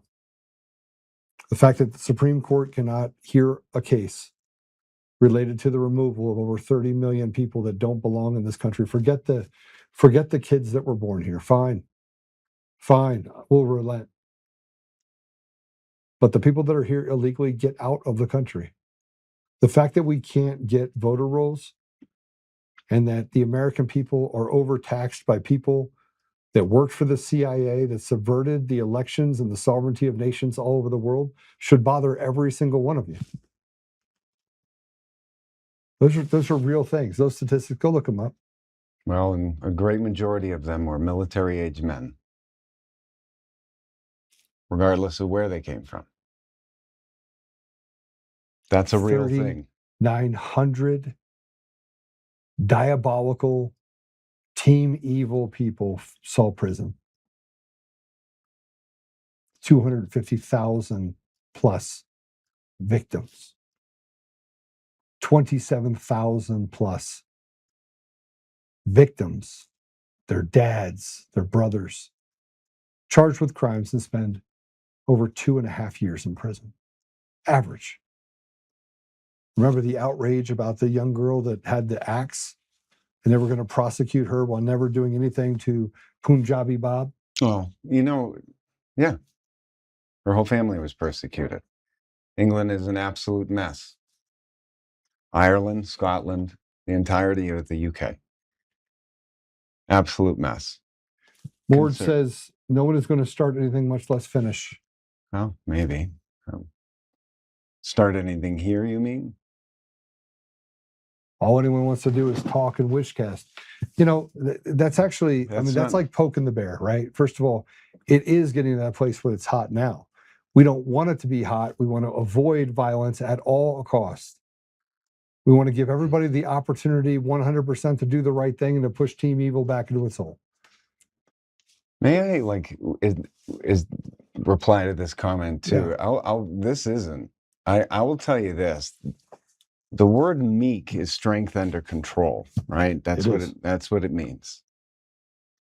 And there really are some badasses that are very, very capable and very aware of what's going on and very aware of the operations that have been going through the United States for quite some time. And this isn't like some call to a bunch of men like, man, gotta stand up and do it. Let me tell you something, much like communism is here, there are definitely men standing, and they're really quiet. I mean, really quiet. And what do they do best? Very capable men, they trap. So that stuff isn't Pollyanna. No one wants that. They're very, very, very serious people that can fight that don't want that. No, because they've seen it. They don't want that. You've seen violence. And most of the people that is a last straw. I will tell you, Mord, you're wrong. Uncle Cracker's got it right. It's already happening overseas in European countries that were designed to spark a civil war. We should start with the people enabling this to happen first. That's why I say that there are targets. We recognize that the judicial rot that we face in our country has got to turn the other corner. It's got to start correcting its woes, and the judges have to start doing right by the American people. They have to abandon their ideology and start embracing the law. That's what has to happen. Because if they don't, I'm telling you right now, they will not survive. They won't survive it. Will they? No. And no matter if cameras on corners or anything else is going to stop the wrath of fathers and brothers who have no hope to stand on. This is not Venezuela. Men in this country, we know how to be men. We don't want it. We don't want violence, but man, there are a lot of people. There are a lot of men. They're like, hey, and if you're worried about betrayal or the fact that the FBI is going to do whatever, they've already done it. It's hard to. They've already done it. All we're saying is stop stealing our elections and let the American people decide what direction we go in. Otherwise, this is a takeover of our country. And that means you're a foreign invader. Even if you're a domestic, even if you're an American and you're doing these things to take over our country, you're committing a crime. And it's very clear what we were supposed to do when foreign and domestic terrorists take over our country. And you could do it with a smile, and you could say that we're the nonviolent ones. You do all the things you want. Create dog whistles, put scarlet letters on people, go through all the steps. We don't care. Like, we want to preserve life, liberty, pursuit of happiness, and we don't care how we get there. We've already lived good lives. We have a lot of experience. And frankly, we like to fight. Am I wrong? No. No. No, you are not. And it's there. It's there. And I think there's some concern, but it feels, I mean, there's a lot of cockiness on that other side. There's a lot of confidence on the other side, thinking that they basically got this thing in the bag. And I'll tell you, as far as the Muslim move with Florida, the Muslim move in New York, you've got Dearborn, Michigan, which is the head of it, and then they've got California. They want Texas now. Yeah. This is remember the Alamo moment, if there was ever. That was part of going down there as a film. And there are people very, very well aware. And the irony, again, I've said it earlier, with respect to that, the communist move that kind of ushers that in, they move in Congress with each other because right now they're mutually beneficial. But again, I'm going to repeat this, like the people in kind of lower state government, mid-state government, the people think that they're actually managing things and getting away with stuff, by far aren't. The real warning should be to them, because they will be the first ones, speaking of that, raped and murdered and thrown in the trash. You will be useful idiots for as long as you're useful idiots, and that's not hyperbolic. That's how this machine runs. The second you're done, You're no longer useful. It'll eat you apart. It'll eat you up. You're gone. So if people want to kind of sign up on that, they should probably watch their six in terms of who they're helping. This is dangerous. But at the end of the day, you're seeing what you're seeing in Europe, right? You're seeing that they're not armed. You're seeing what you saw in Venezuela, because what did they do? They took their guns away. It sounds corny at this point, but that's the biggest piece. And what are they trying to do with guns in the United States? They're trying to make a spring or something something that the gun needs to operate, and just go about it and try to dismantle the gun piece by piece. And we're not having it. It's not going to happen. It is not going to happen. And that is the biggest reason why there's no real move, and why they usher in weird shit like UFOs coming into the space, or whatever that silly bit is. So just so everyone's clear, and I think that it needs to be addressed. We have terrorists all over our country that are doing terroristic things to us. There was a man from New Mexico that came into Colorado that set a fire in order to burn down acres. There are now 34 fires across the United States that are currently burning, and they all started around the same time. It just so happens that the person that they just caught in Colorado, which, let me see if I can get that name for you.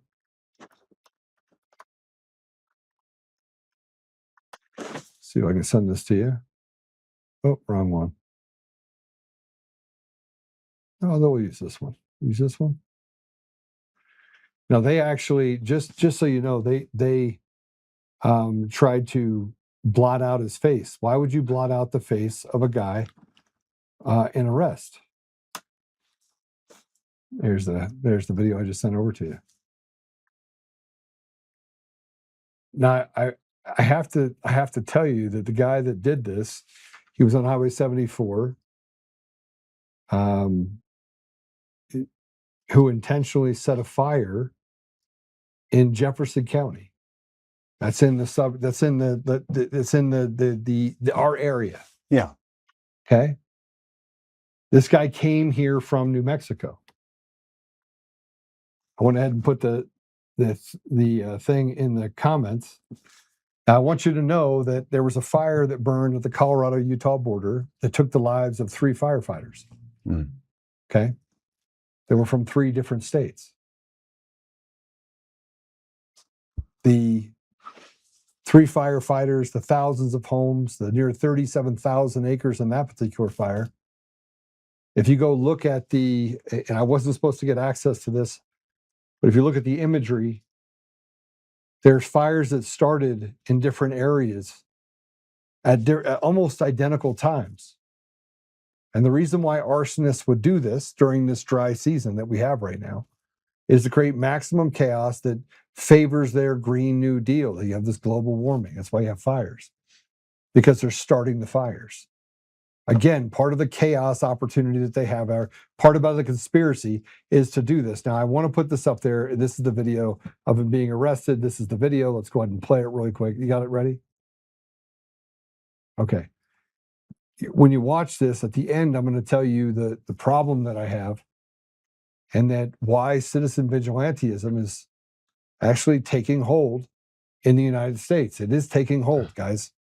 And I don't want it to. I don't want it to. In Ohio, a man gave the courts the opportunity to keep a pedophile away from his daughter. That night he walks into her room. She's not there. He goes out, hunts him down, and kills him. The police cover it up and charge him with second-degree murder. But they covered up and hid facts. And the judge basically acted as like he didn't know what happened. A pedophile raped his daughter. Not once, not twice. A 14-year-old girl who was 13 at the time. And the courts let the pedophile back on the street, who promptly went and picked his daughter back up and promptly went and tried to rape her again. This man killed her.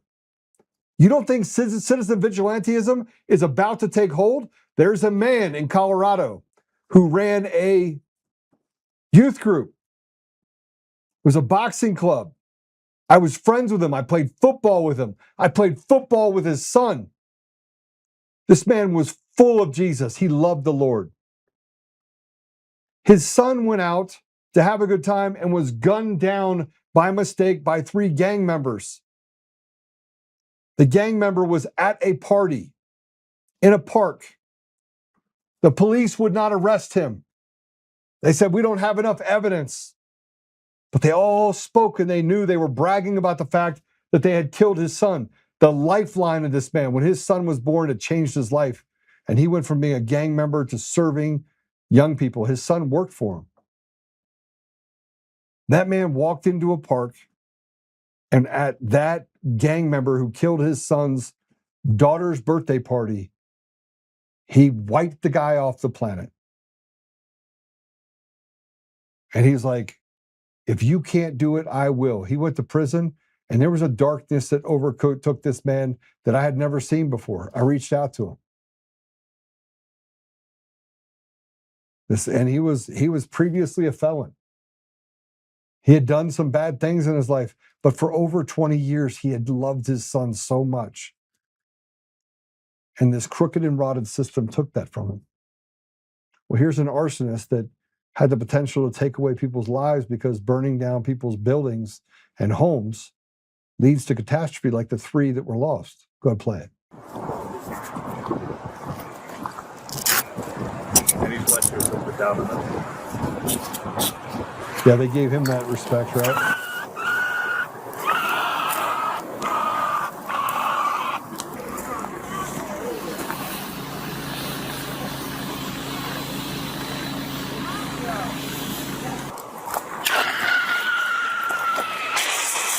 See how they did it in multiple spots?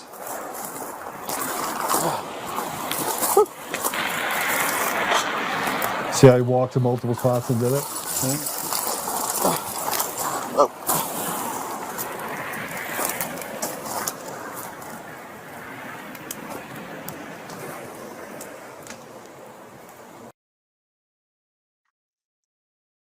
Now go put up the article if you would.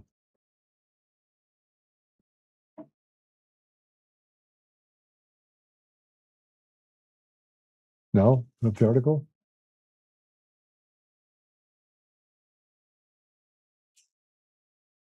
What do you think the bond was for this guy? Oh, God. $4. Nothing. Probably didn't even put one on. He was picked up by the police, and they were forced to have to drop him off at a safe house. I'd be surprised if he's still being held. When did this happen? Yeah. Jefferson County deputies arrested a suspect in connection to a brush fire that burned off Highway 74.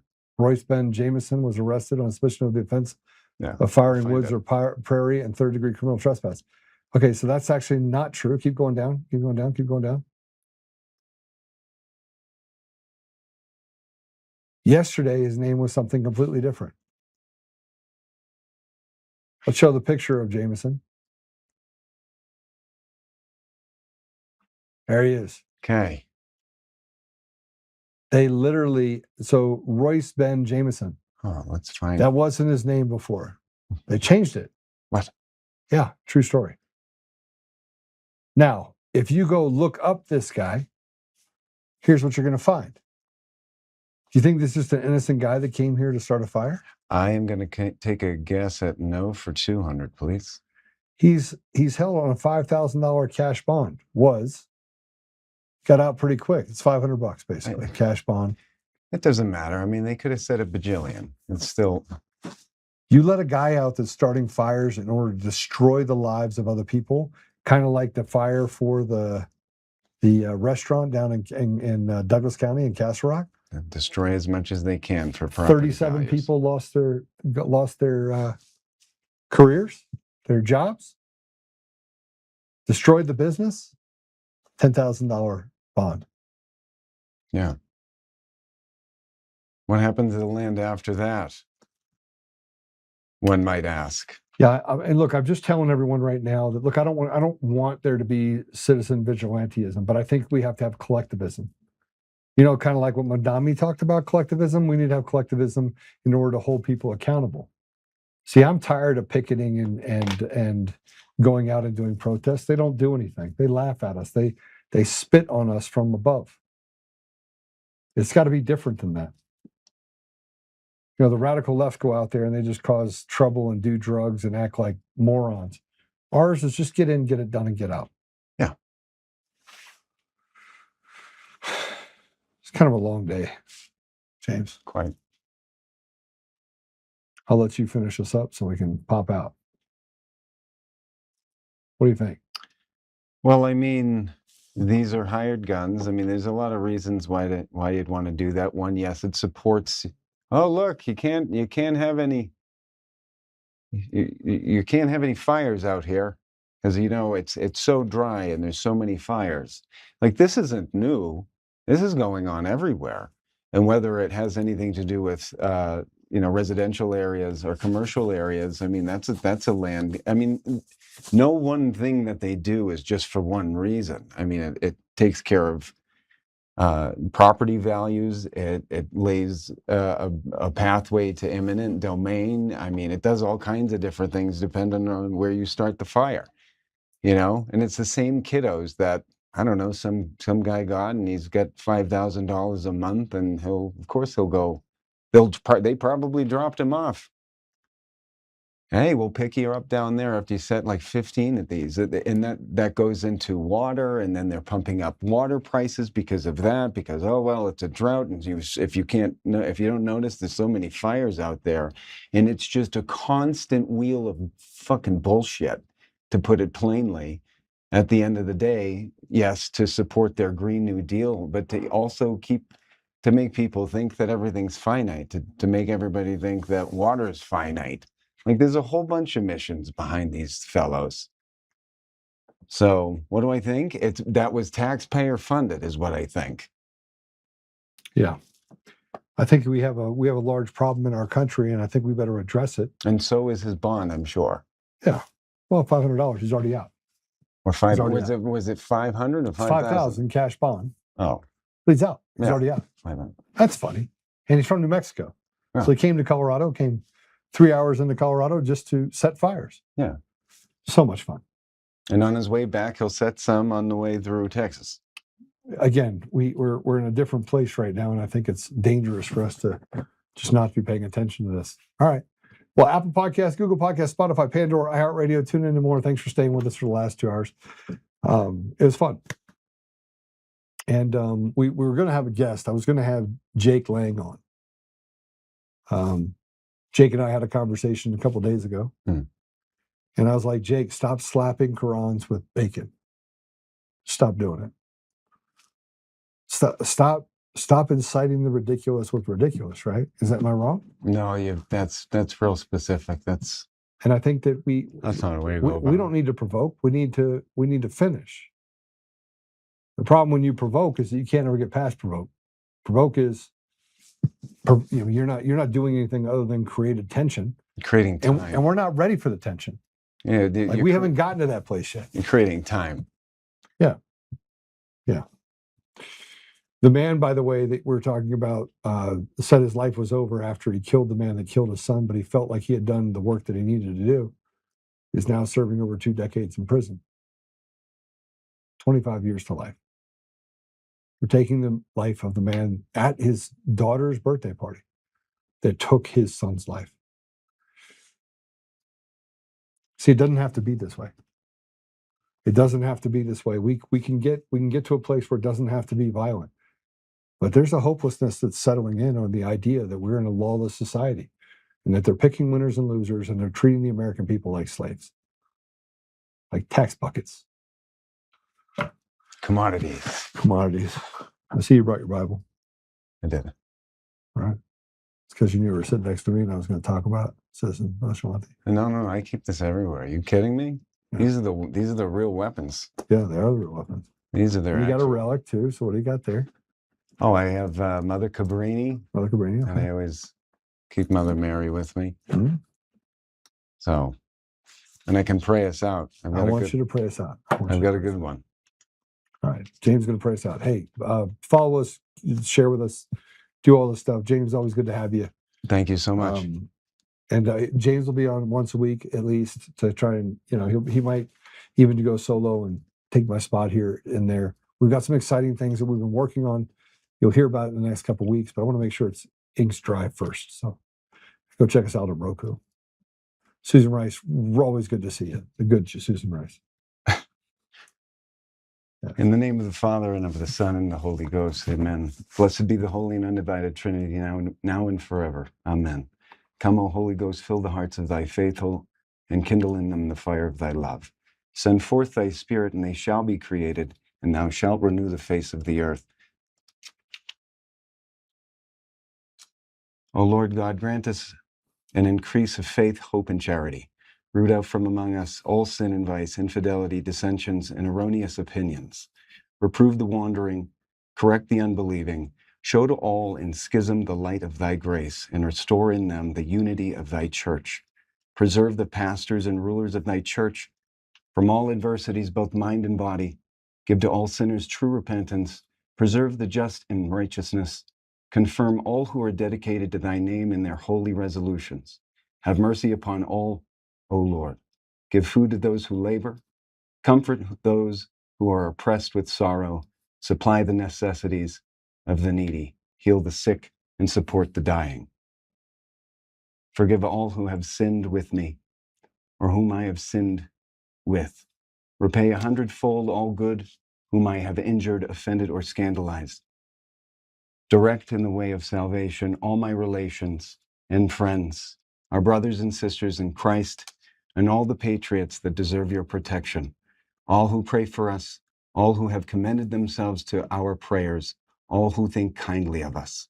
Hear them, O Lord, when they cry unto thee in any tribulation. Bestow perpetual charity both on us and on our enemies. May all be filled with patience, kindness, and mercifulness. May envy, hatred, and all bitterness be put away. Have mercy also, Father, O merciful Father, on all who sleep in Christ, especially on those with whom we have been familiar. Eternal rest give them, O Lord, and let perpetual light shine upon us. In the name of the Father, and of the Son, and of the Holy Spirit. Amen. All right, we'll see you guys tomorrow. Same time, same station. God bless you.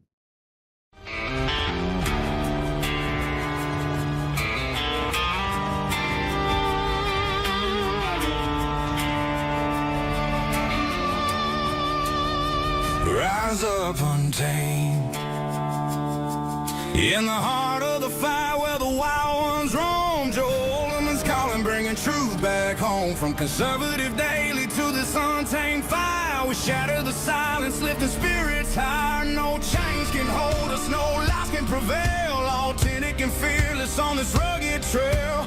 Patriots gather under stars and stripes. Untamed nation, igniting the night. Untamed nation, let the truth roll out in this land of the free. Standing proud from sea to shining sea, we won't back down. Catch the fire, wear the crown. Untamed nation, it's our battle song, motivating hearts where the brave belong. Yeah, untamed and wild, forever strong. Play it again all night long.